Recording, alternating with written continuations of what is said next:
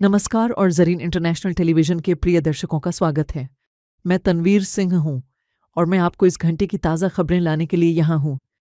Pope Francis विश्व के Catholic नेता 88 वर्ष की आयु में निधन हो गया। उन्होंने घोषणा की कि आज सुबह स्थानीय समयानुसार 7:35 पर उन्होंने दुनिया को अलविदा कह दिया। पोप 2 महीने पहले से एक आतंकवादी तूफान के कारण 1 महीने से अधिक समय तक रोम के अस्पताल में भर्ती थे और कल शारीरिक कमजोरी के बावजूद उन्होंने ईस्टर संडे के बड़े समारोह का संचालन किया और अमेरिका के राष्ट्रपति डी वैन से मुलाकात की। वेटिकन प्रशासन ने एक बयान में पोप के निधन की खबर की घोषणा करते हुए कहा कि कैथोलिक चर्च के नेता ने अपनी पूरी जिंदगी भगवान और चर्च की सेवा में समर्पित। Carissimi fratelli e sorelle, con profondo dolore برادران و خواهران عزیز، با اندوهی عمیق باید اعلام کنم که پدر مقدسمان پاپ فرانسیس درگذشته است. ساعت 7:35 صبح امروز اسقف روم فرانسیس به خانه پدر بازگشت. او تمام زندگیش را وقف خدمت به پروردگار و کلیسای او کرد. او به ما آموخت که چگونه با وفاداری، شجاعت و عشق همگانی به ویژه در حمایت از فقرا و به حاشیه رانده شدگان ارزش‌های انجیل را زندگی کنیم. با قدردانی عمیق از الگوی بی‌نظیرش به عنوان یک شاگرد حقیقی عیسی مسیح، روح پاپ فرانسیس را به رحمت بی‌پایان خدای مهربان و تثلیث مقدس می‌سپاریم. कर दी। अमेरिकी विदेश मंत्रालय ने इस संस्था में सुधार लाने के लिए एक अनुकूल मसौदा तैयार किया है। न्यूयॉर्क टाइम्स की रिपोर्ट के अनुसार अफगानिस्तान की महिलाओं के लिए अमेरिकी प्रतिनिधित्व को हटाना प्रस्तावित सुधारों का एक हिस्सा है। दूसरी ओर अमेरिकी विदेश मंत्रालय ने अफगानिस्तान के मुद्दे को मध्य एशिया और दक्षिण एशिया बोर्ड को स्थानांतरित कर दिया है और अमेरिकी अफगानी मारी बिशपिंग को मध्य एशिया और दक्षिण एशिया कार्यालय में अफगानिस्तान मामलों के लिए उप विदेश मंत्री के सहायक के रूप में नियुक्त किया है।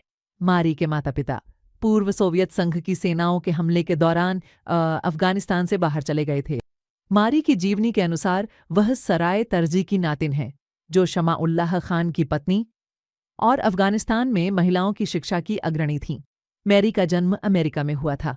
उन्होंने वर्जीनिया विश्वविद्यालय से कानून में डॉक्टरेट की उपाधि प्राप्त की है और कभी अफगानिस्तान की यात्रा नहीं की है। उन्होंने विभिन्न पदों पर कार्य किया है जिसमें अमेरिका के अफगानिस्तान से बाहर निकलने पर विदेशी संबंध समिति की निगरानी अनुसंधान का नेतृत्व शामिल है। शोमा वह मारी बिशपिंग की अमेरिकी विदेश नीति में अफगानिस्तान की महिलाओं के लिए भूमिका को लेकर आशान्वित है। हालांकि डोनाल्ड ट्रंप प्रशासन ने अब तक अफगानिस्तान के प्रति अपनी नीति को स्पष्ट रूप से घोषित नहीं किया है।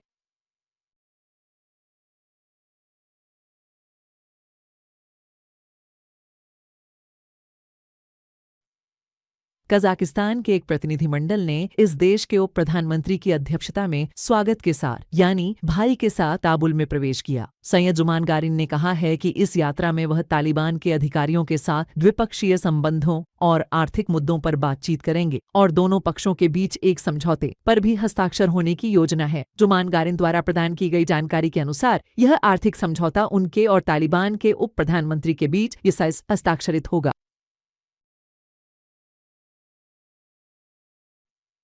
पाकिस्तान से अफगान प्रवासियों को निष्कासित करने की प्रक्रिया शुरू होने के बाद 90 से 80 हजार लोग इस देश से बाहर चले गए हैं। पाकिस्तानी मीडिया ने रिपोर्ट किया है कि यह देश प्रवासियों को निष्कासित करने का सिलसिला जारी रखे हुए है। तालिबान इस कदम को पाकिस्तान द्वारा सभी सिद्धांतों के खिलाफ मानते हैं। अंतर्राष्ट्रीय संगठनों ने भी अफगानिस्तान में संकट के कारण लाखों लौटने वालों के लिए चिंता व्यक्त की है। तालिबान ने पुष्टि की है कि अलाउल्लाह मुजाहिद पूर्व संसद सदस्य हत्या के आरोप में काबुल के प्लाचिन जेल में बंद हैं। तालिबान के जेल प्रशासन के उप प्रमुख ने कहा है कि उनका मामला अदालत को सौंप दिया गया है और उनके लिए जेल या फांसी की सजा सुनाई जा सकती है।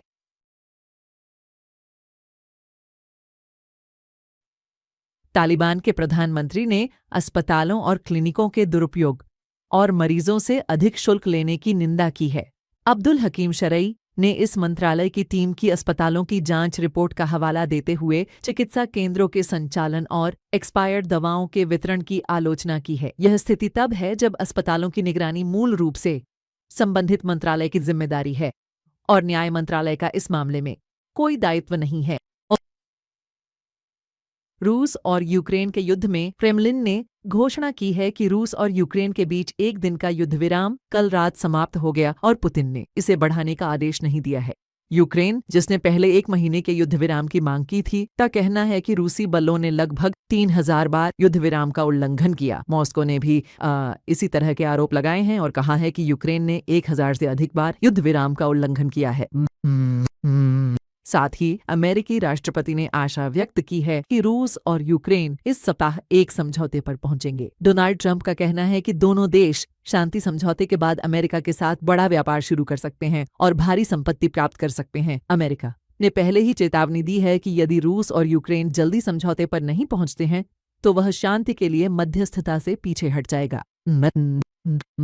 ईरान के विदेश मंत्रालय का कहना है कि वार्ता एक लंबी प्रक्रिया में है और मीडिया की अटकलों की पुष्टि नहीं करता। इस्माइल बकाई इस मंत्रालय के प्रवक्ता ने आज तेहरान में एक प्रेस कॉन्फ्रेंस में कहा कि विवरण बाहर नहीं दिया जाएगा और यह भी जोड़ा कि अगला दौर वार्ता का वार्ता दल और तकनीकी समूह दोनों के साथ एम्स्टर्डम में आयोजित किया जाएगा। همه این مواردی که در حوزه‌های مختلف اهم از بحث رفع تحریم‌ها یا بحث غنی‌سازی جزئیاتی که مطرح شده هیچ کدومش رو ما تایید نمی‌کنیم، صرفاً گمانه‌زنی‌هایی است که توسط رسانه‌های مختلف مطرح شده. طبیعی است که جزئیات همچین مذاکره‌ای در رسانه‌ها قرار نیست که در موردش بحث بشه، مذاکره بشه. این موضوعات ضمن اینکه ما هنوز در ابتدای یک مسیر طولانی هستیم، بنابراین هیچ کدوم از مسائلی که مطرح شده رو ما تایید نمی‌کنیم. سفر وزیر محترم امور خارجه به روسیه، متعاقباً دیدار با وزیر امور خارجه ایتالیا در حاشیه گفتگوهای غیر مستقیم بین ایران و آمریکا و فردا هم सफर वज़ीर मोहतरम उमूर खारिजे बे चीन। आपके निरंतर समर्थन के लिए धन्यवाद। प्रिय दर्शकों, आप ज़रीन टीवी को अफगान प्रोकेस्ट नास्तो जेलविज ज़रीन टीवी ऐप या और हमारे सोशल मीडिया प्लेटफॉर्म्स पर देख सकते हैं। बस अगली बार तक आप दिव्य शांति और दया में सुरक्षित रहें, ख्याल रखें और आशीर्वाद हमेशा आपके मार्ग का अनुसरण करें।